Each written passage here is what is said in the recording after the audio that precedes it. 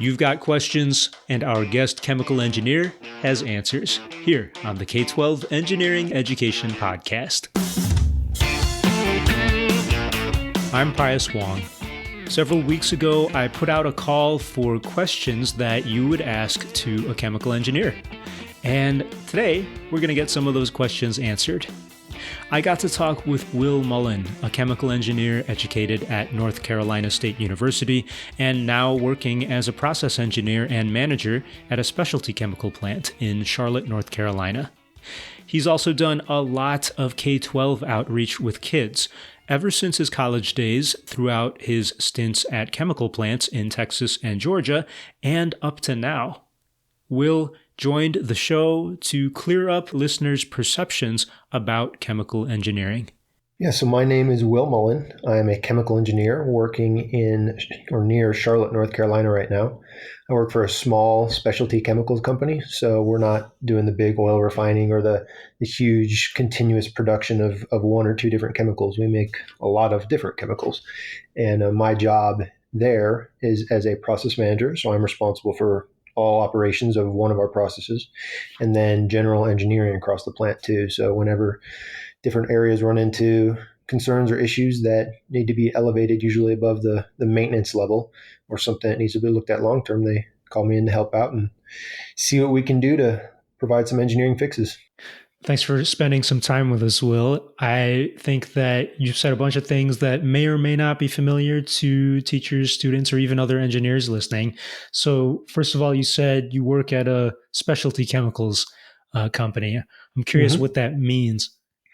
So a lot of the larger chemical plants you can think of, like the oil refineries, things like that, they churn out a lot of gasolines and diesels and just massive amounts of specific chemicals, and usually not too many of those kinds of chemicals. Mm-hmm. And they're produced in continuous processes. So when those processes are running, you start them and you just run it for basically as long as you can until the equipment needs changed out, you need to add new materials to start back up, or until maintenance needs done. Whereas in specialty chemical plants, usually the way we work is we do it batch. It's like baking a cake. So you take all the different ingredients you need, you put them in the reactors at the right time, you do the reaction, and you stop it, and you take your chemicals out. A lot of the case where you have to do batch reactions is when the chemicals are either they don't have a huge market demand, or they're very difficult to make, or things like that, where it doesn't necessarily lend itself to just producing it 24/7 for weeks on end. So it's basically the scale. Mm-hmm. Scales is one major factor between continuous versus batch. I see. What would be an example that people might be familiar with? One of the ones, actually, I made at a previous facility I worked at, which was also specialty chemical. I know everybody's familiar with orange soda. Yeah. Say any brands, but orange soda. Orange soda uses water, and it uses an oil type substance that actually provides that orange flavor, the citrus flavor. And you think about it, oil and water, they don't mix.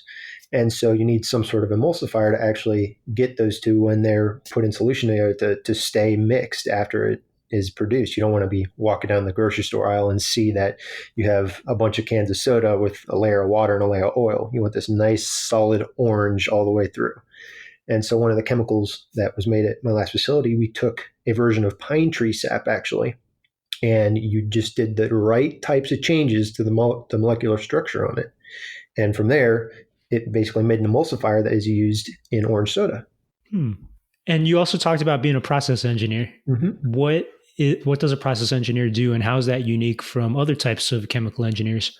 So there are a lot of different kinds of chemical engineers, or different paths we can walk, I guess I should say. Yeah. Process engineer, we look at, it can be continuous, it can be batch processes, it can be quite a few different other things too. But ultimately, we are looking at things that are already built, and we're saying, okay, here's the system as it runs now. Let's take some data on it. Let's look at different ways of manipulating that data to understand, is there ways we could run this process more efficiently? Ultimately, I feel like most of engineering is trying to figure out how to do things more efficiently, or do things in a way that's better for humans. And that's all we're doing in process engineering, is we're looking at something and saying, how can I make this process run so that we use the same amount of input materials, but we get more out, or we take less energy to produce the same amount of material. or we use Hmm. less raw materials. It's trying to make existing processes function better. That's interesting that you specified some of those things. I think coming from my more product or mechanical engineering background, I might think about a certain set of design parameters like the size and weight of something or how much it costs. What are some of those key design parameters that you look for when you're designing a chemical or designing a process? Well, that is one of the things I'm working on right now. Is the company I'm with? We are designing a new process, and one of the aspects about how my company works is we make molecules, chemicals that other companies have already designed. So the other company knows I Mm, want this specific molecule made, and here's generally how to do it. And when it comes to my company, we say, all right, we understand we need to build this. What is the best way to design this such that we can produce it safely for our people? That's a major aspect. There's not much point in making something if you're going to hurt people by making it. Two, what is a way we can make it that is most environmentally friendly? Most of the time, it's not really too much of an issue. You can design things in such a way that there is not environmental consequences in any way. For some chemicals, obviously, though, there are environmental consequences, and you need to understand how to basically make those as minimal as possible or completely make them go away. And then once you get past the safety, you get past environmental, and saying, what is the best way we can produce the most of this in the shortest period of time? In some mm. cases, that takes it to batch. You want to produce it, on a batch scale just because of whatever demands there are in the process. Other times it's continuous. You say this is something we can continuously run safely and keep it in control, and we'll go with that. You mentioned a lot of different things that I feel like students today they might actually learn about some of these topics. But Mm-hmm. what are some of the things you think young people should know about the field of chemical engineering that maybe they just don't know right now?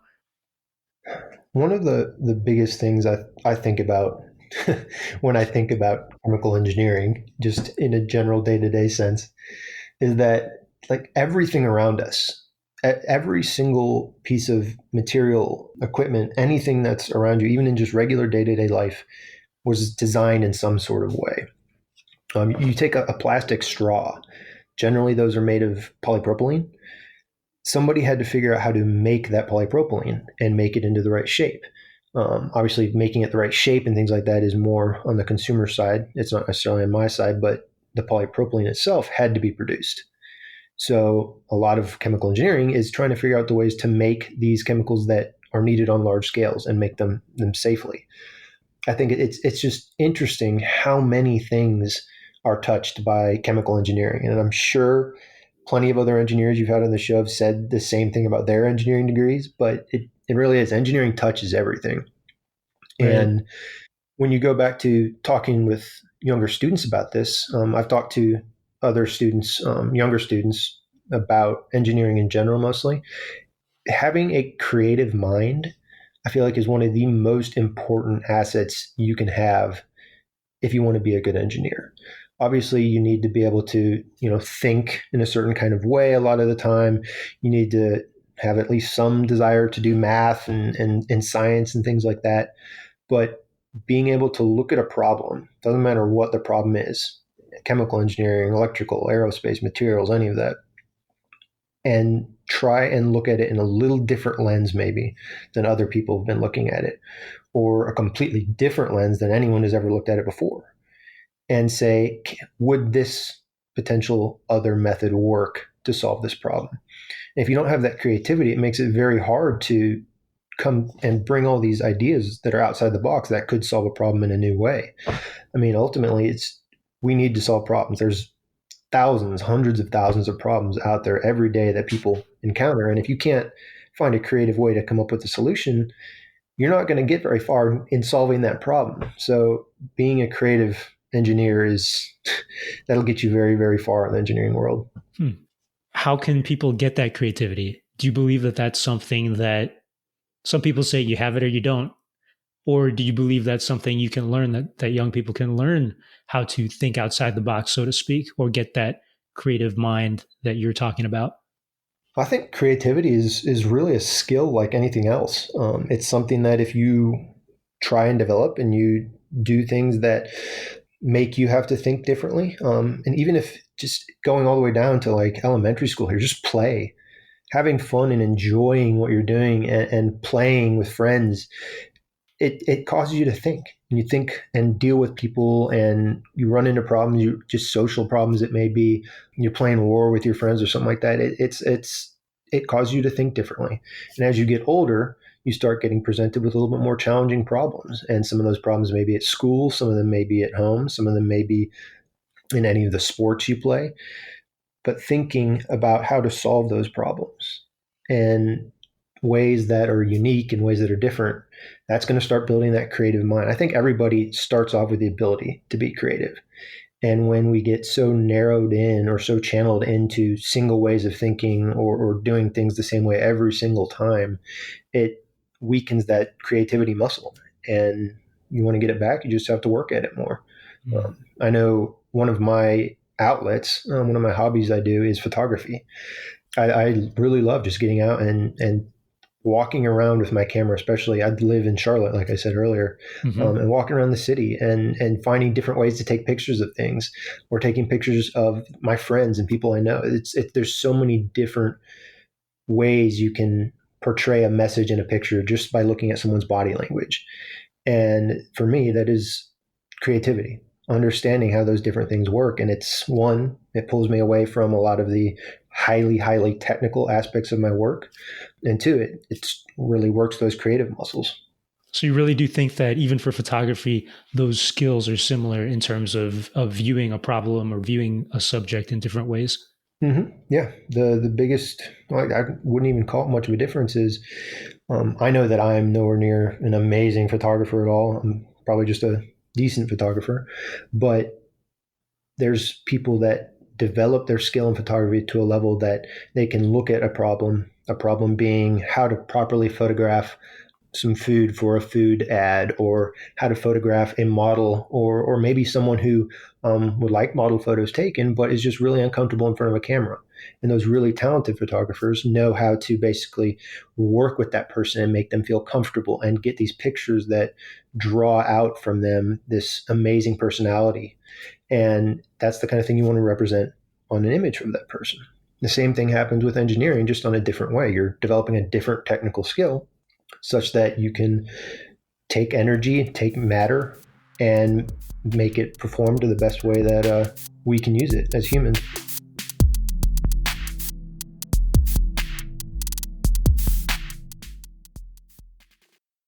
Sometimes engineering might get a bad rap. It might be stereotyped, kind of like how you were talking about what people might think of when they envision a chemical engineer or any other type of Mm-hmm. engineer.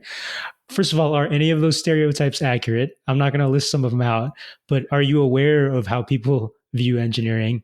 And I'm curious, like, what kind of myths would you want to bust about engineering? Well, I'm definitely aware of the stereotypes about engineering. Thinking back, so I went to chemical engineering at NC State North Carolina State, and right? North Carolina State, yeah. And I can't say exactly, but I felt like within the chemical engineering department, there was probably my year close to 50% male female. Obviously, the stereotype is that engineering is mostly male. I did not feel at any point that it was weird having the females in the class. I mean, they were just as talented as anybody else in there, if not more so than many of the guys. I don't think that the stereotype that males are better at engineering than females has any credence whatsoever. I think anybody that really has a drive, one is creative, has a drive to fight through that challenging aspect of going through engineering school, and wants to make a difference in the world through engineering, has the ability to. It doesn't matter what your background, race, sex, any of that is. Some of the other engineerings did have within at NC State did have a little bit more skew towards male female. So I did see that, and that lent itself to those typical stereotypes. But after getting in the working world, I did see a lot of my friends who were female chemical engineers did have a little bit tougher time. And Hmm. you have to understand too that when I started in chemical engineering, I went into the industrial manufacturing, oil refinery type world down in Houston. And that has a little bit of a reputation on the operations side out with the guys who are running the field of being dirty, kind of a male dominated world. Sure. Some of the girls that I was very close friends with, still am close friends with, they just met it face on. They said, "Hey, I'm going to go out there. I'm going to be confident because I know I'm skilled."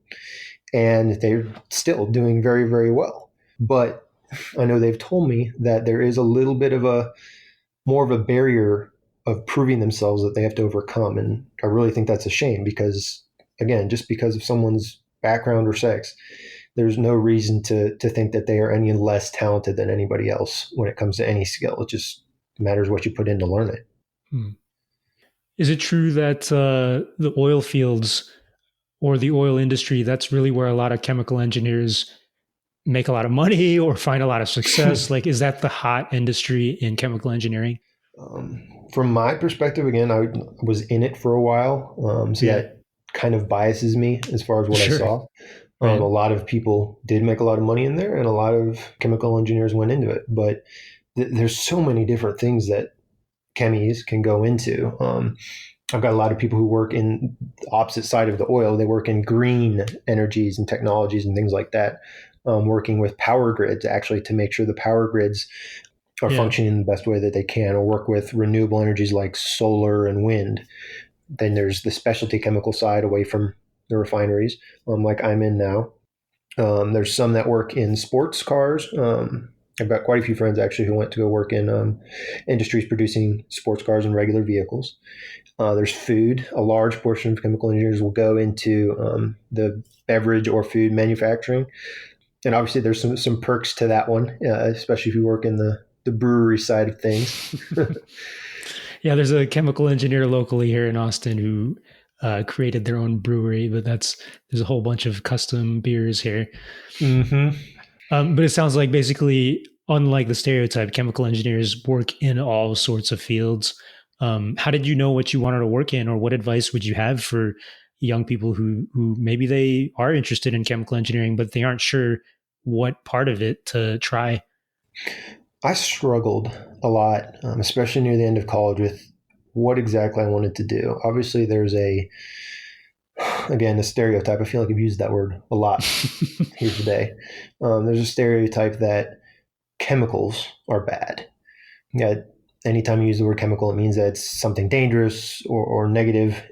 So taking that, in addition to the fact that I also, one of my passions is leadership and teamwork and developing teams to do tasks. Um, I was trying to figure out in my head how to make those two come together because I knew I was on track with chemical engineering to go into some sort of chemical sector, but I Hmm. also wanted to be working with people a lot. Maybe that's a potential other stereotype, that engineers aren't the most Yeah, social, and yeah, there are plenty of engineers that are not social, and that's just what they are. And there's nothing wrong with that either. But that's not me.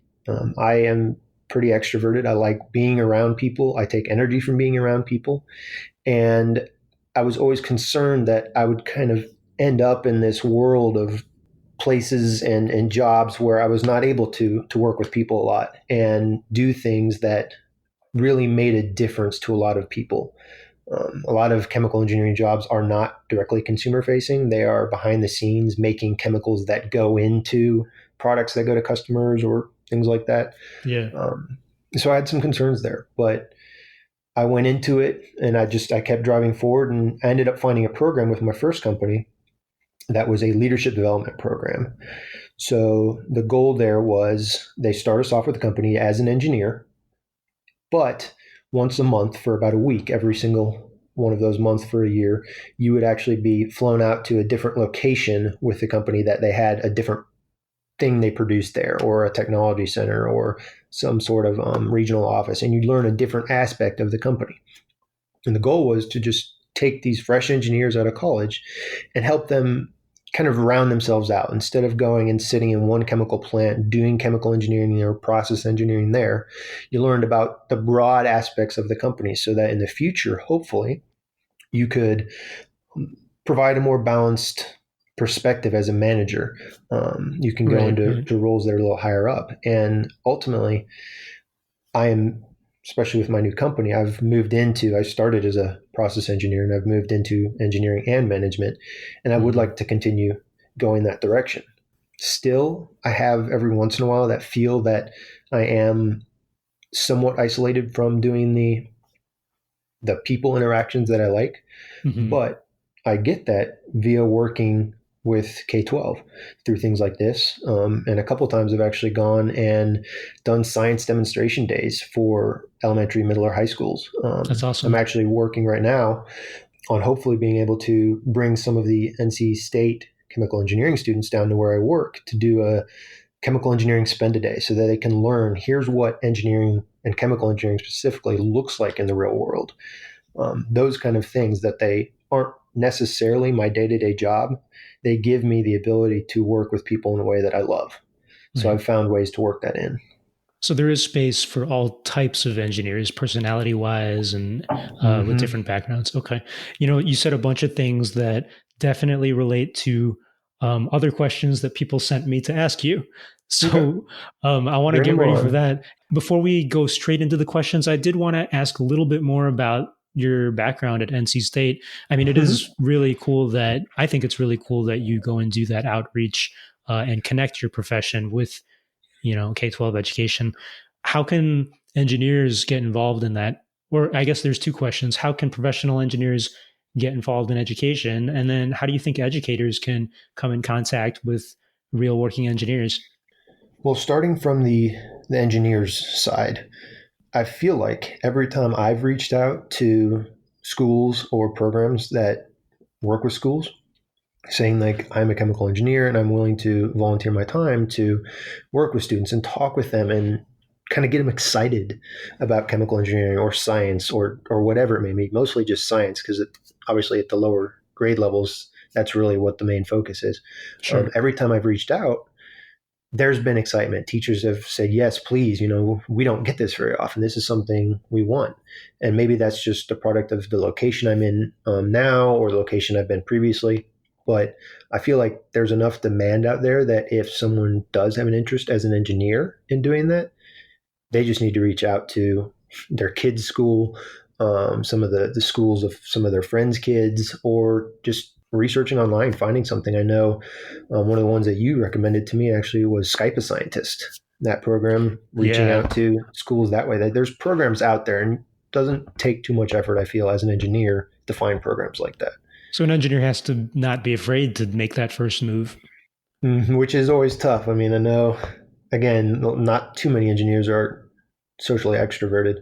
Um, but yeah, you reach out, there's demand out there. Mhm. From the teacher's side though, yeah, it's a little bit different. One of the ways that I got involved pretty soon after I started out here, we are designing a new chemical process at my facility. And part of designing a new chemical process, you obviously have to have the ability to control that. You have to have control valves and temperature readings and all the things that make sure that we safely produce a chemical. And the company that is doing our control valve design and control system design for us, one of the guys working there said, "Hey, my wife works for the school district down here.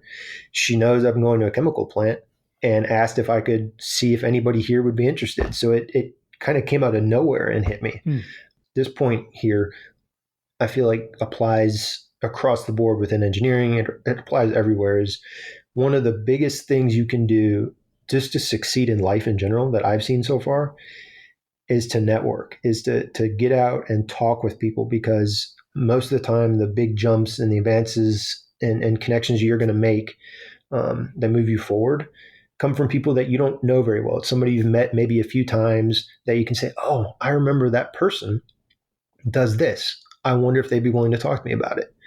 And the larger your network is, the more people you know, the more people you can think of that have that. And hopefully they think of you whenever the situation may arise. So I guess creativity now we've talked about and networking are two huge things to moving forward and doing well in the chemical engineering and engineering worlds. Will, you also talked about how you had experience even in college, kind of working in education or doing some of this outreach to young young people. Do you think teachers can reach out to their local colleges and try to find those types of organizations? Is it pretty common for colleges to have these engineering outreach programs? I feel like it would be. Again, I'm very thankful that I got to go to NC State because they had such a good program like that. I was involved with the NC State Engineering Ambassadors. So the goal of that program, as I saw it, was to basically represent the College of Engineering at NC State to prospective students who may go there. And usually that meant us reaching out to high school students who were coming for tours of the campus or had heard about it, and they wanted to learn a little bit more about engineering at NC State.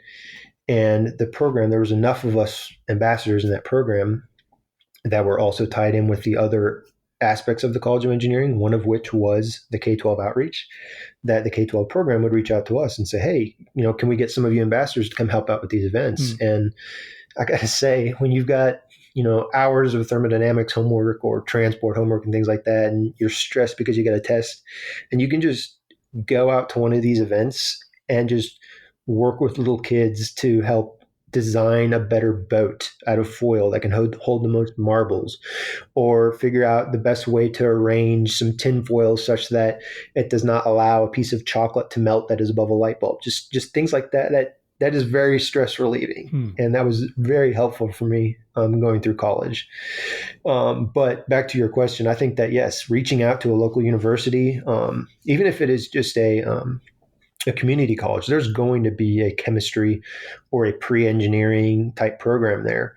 And if they can't help you, they know somebody who can. And they would connect teachers with the right people that they know, either further education people or past students that would be willing to help out with that. And that's actually a great place to start. Awesome.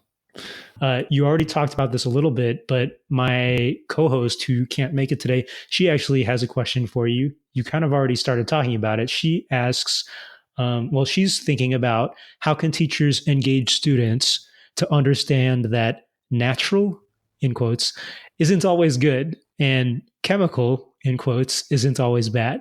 She's wondering, she gives the example like why aluminum salts in vaccines aren't harmful, or how there's more mercury in an apple or in breast milk than in vaccines, or why colloidal silver should not be in a typical home medicine cabinet. She says, what types of safe experiments or demonstrations or resources do you know of, or can you maybe suggest to combat science illiteracy and fear? That's her exact phrase. So that's a very powerful question, I feel like. But yeah, it's a very broad question. Yeah, but I think, like, as you heard, her main concern is science illiteracy or engineering illiteracy in a way, especially with regards to chemicals that we use every day. Mm-hmm. Yeah, obviously I don't think you have these same fears. How would either you get over it, or how would you help other young people get over some of these issues? All right, so let's see where I can start with this. Let's break it down. Yeah. So one of the main things that I'm sure people have heard before is that it's not necessarily the specific chemical or material that is a problem, it's the dose. So extremely small amounts of things, there's certain metals that you need to have to survive. If we don't have those in our diets, we do not survive. Mm-hmm. But if you have too much of those, they will kill you. It's all about how much you're taking in the right ratios, and a little more on the chemical side here, the form of those. There's different oxidation states and things like that some are good and some are bad as it comes to affecting human health. Like I said, that is on the chemical side, and that is well above me, I know, but well above most people and their ability to understand and make rational decisions about. But there are people out there, doctors, research scientists, people whose entire careers have been built upon the fact that they want to understand if these things are good for humans. Mm-hmm. They're the ones that we should be turning to and listening to. Obviously, though, they make mistakes sometimes. Everyone makes mistakes. And it can be very regrettable when those mistakes do affect a large amount of people. Right. But we have systems in place. We have the scientific method. We have peer-reviewed journals and things like that are out there to question the way things are done, question the methods of the studies, question the results of the studies to say, is this actually valid? Are the findings you put forth here, are they tested in enough ways that prove at beyond as much of possible doubt that this chemical is safe for you? Did you test it on enough people? There's a lot of statistics involved that make sure that your sample sizes are big enough to capture all kinds of different people that have different backgrounds and things like that. I trust that system to most of the time be correct. If I ever have questions about things, and again, I'm very curious about things. I told you creativity and kind of tied to that curiosity are very important to me in engineering.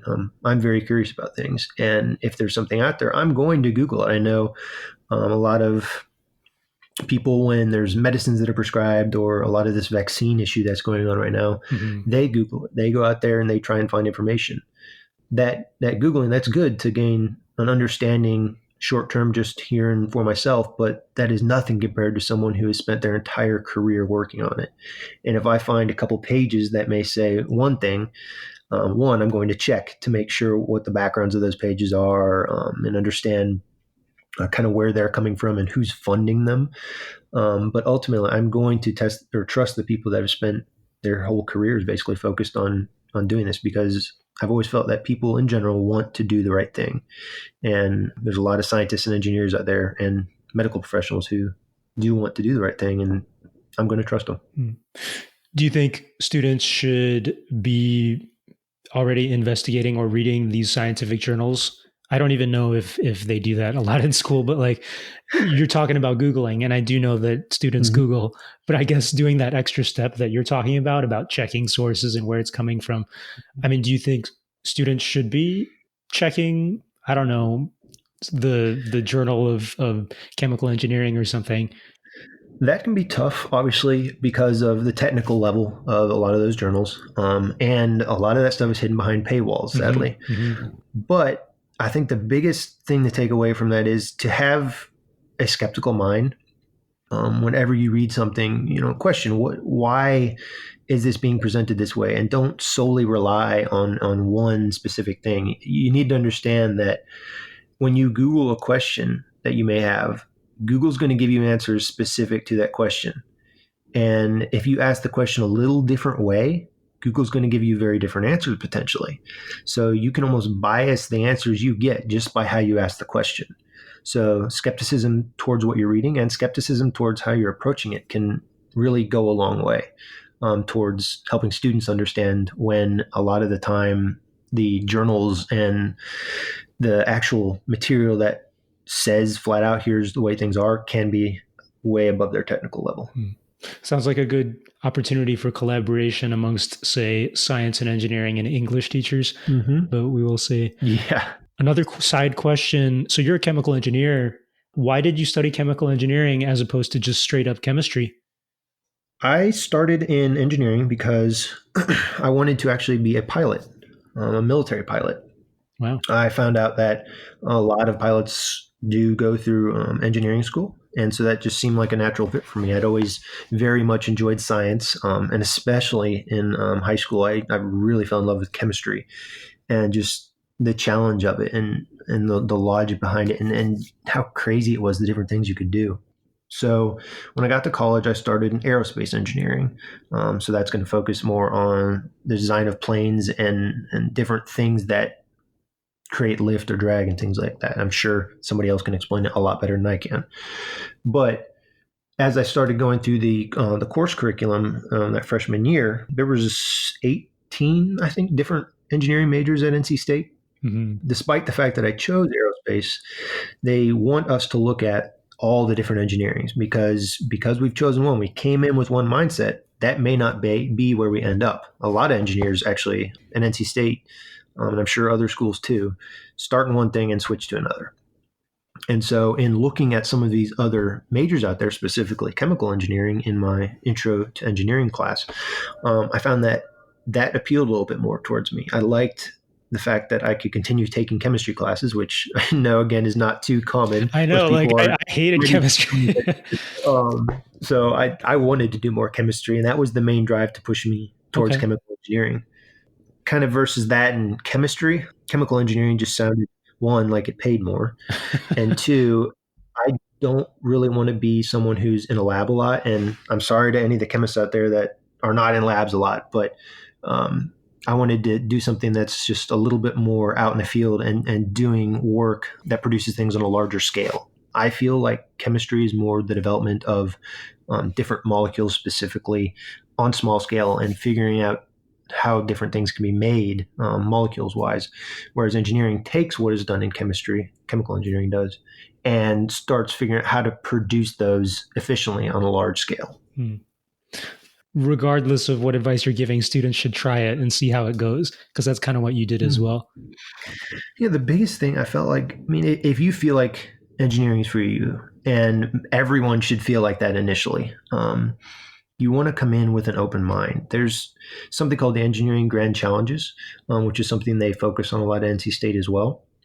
And that is, I believe it's 14, but it's a list of the challenges that are most critical to humanity going forward into the future. Yeah. And one of the things they taught about it at NC State is, yes, some of these may seem like, oh, that's a chemical engineering challenge that they focus on. But no, all the majors and all the disciplines of engineering kind of weave together to help solve these problems. And keeping an open mind and not one tracking yourself into one specific type, especially when you first come in and you haven't really been exposed to it very much, allows you to think about those and think about the best way for you to fit into helping solve the problems that you want to solve. I have a question from a chemist, actually. Justin asks, and this may be very into the weeds here, but let me know. He asks, what is the difference between the economics of petroleum versus biological feedstocks for specialty chemicals? So that's one thing from him. I'm not actually sure what that means. So I'm wondering if you could translate part of that. Well, I can take a guess at it. Okay. So a lot of the chemicals we use, I guess I can take plastics for now. A very common plastic out there is polypropylene. That's actually what I was talking about earlier with straws. That is a polymer made from propylene. So propylene has a double bond in it, and it allows it to basically just take one molecule of propylene and react with a lot of other ones and make these huge long chains of polypropylene then, which is plastic. And most of the time that propylene is derived from crude oil and the oil refining process. There are other ways to make those molecules. And some of those ways I don't know about for propylene, but some of those molecules can be made biologically.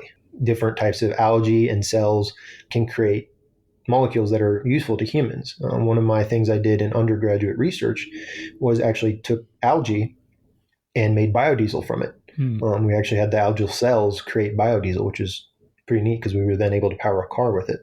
Wow. One of the biggest drawbacks to a lot of that right now is that the oil and refining industry, the petrochemical industry, is so entrenched and so built up that the equipment is there now to produce enough to meet the needs of the economies of the world very cost effectively. Whereas that infrastructure to do things on a biological way is not built up. And so it's much less cost effective to do things there because you just don't have the background or the infrastructure to do it yet. That may be a stab at answering the question. Hopefully it covers enough for him. Yeah, I think that makes sense. Actually, this is kind of a two-parter, but he asked a question that's kind of related to that. He has more experience in pharmaceuticals, and he was saying, or he's asking, do you use any enzyme reactions? Because that's getting more popular for pharmaceuticals. Do you use enzyme reactions for specialty chemical production? And if not, what's preventing that? It can be used. I have not used it in any of mine. So I guess to explain that a little bit more to people who may be listening, chemical reactions, some of them occur. You put the two chemicals together and it forms chemical B or C. A plus B goes to C. You don't have to do anything but mix them. Other chemicals, when you put them together, they want to become C, but you need to provide a little bit of like a bump to get them going. A lot of the times, the ways we'll do that is we use a catalyst. And those catalysts can be different types of specialty metals or things like that, or you heat it up, and that provides the extra energy that you need to get over that bump to cause the reaction to happen. Enzymes can do that as well. So it's kind of like a biological way of getting around that extra energy you need. And it is used, I'm sure, in plenty of pharmaceutical methods. But as far as my background, I've not actually dealt with any before. Okay. I have another question. What are the best products that can be truly recycled for reuse or truly have a positive environmental impact? If you can Okay, answer yeah, that. that's a tough one too. Hmm. Obviously, you have to think about it from one of the terms that we use is cradle to grave. So, from the very initial creation of that chemical all the way to where it's disposed of at the end. Some chemicals take a lot of really nasty production methods at the beginning to produce them, but then they are able to be reused over and over and over and over again. And that can be a positive thing. Hmm. Other chemicals, you use them over and over and over again, but at the end, they can have really nasty side effects, kind of like the nuclear Hmm. byproducts. And while I don't have the best way to answer this question, it really takes a lot of looking at chemicals one by one and understanding, or any sort of material, and understanding what it takes to make it, how much use you can get out of it before then you have to recycle it. I know a lot of people like talking about plastics and things like that. You can reuse them a million times, a lot of them, but as we're seeing more and more nowadays, you have that plastic lasting for forever and staying around in the environment. So, one of the things that people are looking at is changing a little bit the ways that those plastics are made, such that just via the sun, UV radiation, it can break those down when they do inevitably end up as trash somewhere. Hmm. So, you have to think about the whole cradle to grave aspects of these chemicals to understand where they really fit as far as beneficial chemicals go. That's really fascinating. I think that coming from a different engineering field, I wouldn't necessarily think about how a product is broken down or how to control exactly when a product is destroyed. Like if I create Mm-hmm. software, I'm not going to design it to immediately blow up, after 3 years. Like is That'd be a problem if you did well, that. I don't know, that could be like a weapon or something. So, but in any case, Mm-hmm. I guess from the chemical engineering perspective, is that one of the I don't know if it's a grand challenge, according to the National Academy of Engineering, but is that like a growing industry drive to be able to control when chemicals disappear? Oh, very much so, because a lot of what we hear about now, and especially with people my generation and younger, there's this drive to not only go into the workplace to make money, but to also make a difference. Hmm. And one of the biggest things on our radar right now, and everyone's should be radar, is how we're treating the world and finding different ways to produce things, because there are ways out there and we just may not have discovered the best ways yet. Finding those ways to produce, and one, produce the energy we need to Hmm. sustain our quality of life, and then to produce the materials we need to sustain our quality of life in ways that are green and protect the planet and do not hurt future generations. That's huge. I don't specifically think if or remember if that is a grand challenge, but that is probably one of the most pressing things that we could think about right now. And there are ways to do it, but we need lots more chemical engineers and every other kind of engineer to help us understand what those problems are and how to best solve them. Speaking of materials engineering, Cindy asks you, where do you see materials science going in the future? Are there any new developments that we should be excited about? I think a lot of those, again, tie back to how we produce the materials we do that keep our quality of life where they're at. A lot of those materials are plastics right now, and a lot of them are coming from oil. The oil refiners, like I talked about with polypropylene earlier. A lot of those plastics end up being made ultimately from crude oil that we pull out of the ground. A lot of people have a lot of negative thoughts about that, and there are negative aspects to it. There's an environmental detriment to burning and using that crude oil, but there are other ways to make those. And especially from your material sciences, basically what that is looking at different materials out there and understanding how we can make them meet our needs. Do we need to make little tweaks to the molecules that make it function the way we need it to? I don't know right now of any specific things out there that are big or on the radar, but I know that at labs and companies and universities all across the world, there are people working on, the next big thing. Mhm. And sadly, a lot of those aren't going to make it. But it doesn't take very many really, really good ones to make a big change. And so if you get the right people working on things and they have the right kind of science behind it and then backing, they can really make an impact if they push it forward. And I'm sure every year there's going to be something coming out from some university or some company that is going to be helping take away our reliance on a lot of that crude oil and those fossil fuels. Hmm. I have another question from an engineer listener. Mm-hmm. I need to set this up a little bit, but he was basically talking about how in science fiction today and for the last, decades, in science fiction, we always think about like robots and the cool like software developments. And we think that all of that is really awesome. I'm wondering, or he's wondering, is there any chemistry in science fiction that really is cool to you? Like the robots that we saw in Star Wars, maybe that inspired roboticists today, Is there anything that you've seen in Mm-hmm. sci-fi in terms of chemistry, materials, chemical engineering that makes you go, oh, we should totally do that. Why aren't we working on that? One of the things, and I guess this again, that question just asks for the nerdiness to come out. So I'm gonna let it come Yeah, out. let it come out. Yeah. Um, a lot of things that you read about in science fiction novels or movies or things like that rely on traveling extremely long distances between stars or galaxies far, far away in very, very short periods of time. We don't have the ability to do that right now. We don't have the ability to reach light speed. We can speed up individual elements or atoms and things like that up to near the speed of light, but we can't actually get there. So a lot of these books, they talk about these different methods that can get them. Oh, they have an ion drive or different types of special physics that they take advantage of to get them to light speed or past light speed so they can make those travels. That's really cool because I'm sure there are technologies out there we don't know about, or technologies are still very, very young that we can use to travel these long distances. Because at some point in the future, we're going to probably need to leave Earth to get to other habitable planets. It's probably going to take a while. And the faster we can get there via faster ships or special light speed drives, the better things are going to be. And I know one really cool thing that's out there right now is they call it the solar sails.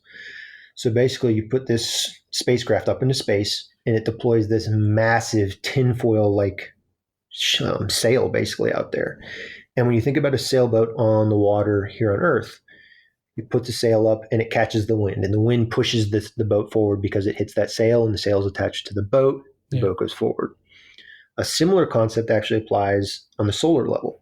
So all those little electrons, even though they have almost no mass whatsoever, all those little electrons actually do have a tiny little bit of mass, and they push on this solar sail because this solar sail is huge. And over time, it just speeds it up more and more and more and more until it picks up a huge amount of speed. And we're actually using that on some of our spacecraft right now to travel really far out in the universe. And that's just one really cool aspect that I'm sure had some sort of science fiction background before, that is all of a sudden real now. And how many other things out there got somebody inspired from reading it in a book that in the future is going to be a real physical thing? I mean, I don't know, but it's going to be neat. All right. Well, that's pretty cool. I think I had heard of that, and I got to look up more into that. Mm-hmm. Will, what questions do you have about the field of chemical engineering or not just you, but what questions have you heard of that is really fascinating to you, that if you had a whole bunch of time on your hands and you didn't have to design certain specialty chemicals right now at your job, what kind of question would you investigate? Probably the biggest ones would be related to energy. How can we, again, provide the energy we need to sustain our way of life? How can we bring people up to a quality of life that they deserve, that everyone deserves?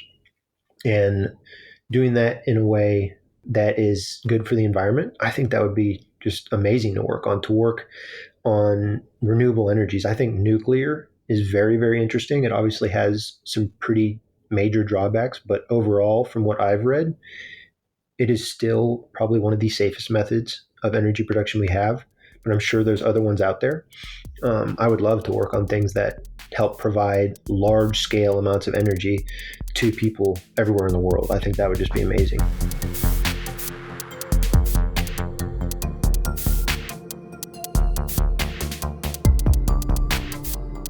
My biggest thing is going to college. A lot of people have that fear about, oh, college is going to be tough, and especially engineering is going to be really tough. But having an open mind, being creative, and just getting involved and meeting people, that is how you're going to get ahead. It's the creativity, networking. You get ahead because of your own determination and the help of other people, I feel. Nobody gets anywhere all by themselves. And that is especially true for engineering school. It is hard. That doesn't mean you shouldn't do it, but it means that you're probably going to need help along the way. And having your friends there to help you out and having that just drive to make it through and being creative, it's very much worth it at the end. Well, thanks very much, Will. I'm glad that you're plugging college. I happen to agree with you. So I hope that we get a lot of inspired engineers after listening to you. Oh, yeah, hopefully. I think that's the whole reason I came on here, is to hopefully make a difference for somebody out there who's interested. That was Will Mullen, chemical engineer. If you're an educator who wants to reach out to Will, he shared a public email for you, and you can find it in this episode's show notes. For these notes and more, you can also visit the new podcast website, k12engineering.net. This show is made possible thanks to the generous individual donors on Patreon. I do this show in my extra time between teaching, coding, and organizing, and any bit you can contribute helps me so much. You can donate by just pledging at patreon.com/Pios Labs. That's Pios with an O. And you can also support me by checking out my book, Engineer's Guide to Improv and Art Games. All this info is also at the website k12engineering.net. The K-12 Engineering Education Podcast is an independent production of Pios Labs in Austin, Texas. Thank you for listening.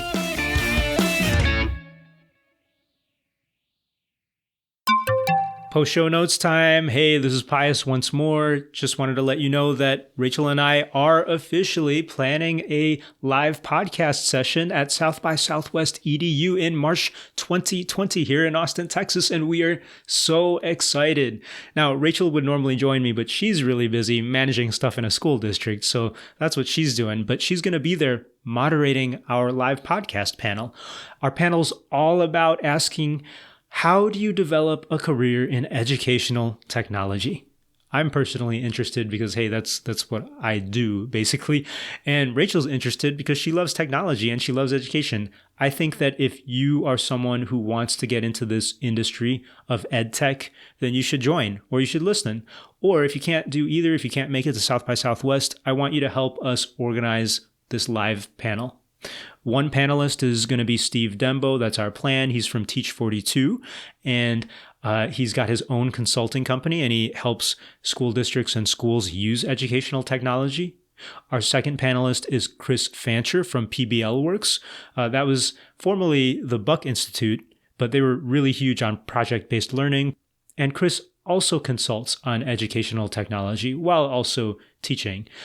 Victoria Thompson is our third panelist, and she is a young teacher and EdTech consultant as well, who has experience with a whole host of different major technology companies and using their technologies in schools. She's actually replacing our original proposed panelist, Melanie Kong, which is unfortunate. Melanie Kong has some great news. She actually is doing stuff with her startup Floop, which I can't divulge completely, but she's doing stuff that conflicts with South by Southwest EDU. And so in her stead, we're going to have Victoria Thompson, who is also part of the Floop startup team. But Victoria also has her own unique perspectives on educational technology and how to get into the field and how to formalize the field. And I'm excited to have her as well. So this is kind of my unrehearsed excitement, just telling you about what we're doing at South by. We are officially on the program, and I am happy to tell you all that. Just stay tuned for more notes about that, and please do let Rachel and me know what questions should we ask these folks. Looking forward to seeing you all at South by Southwest EDU in Austin.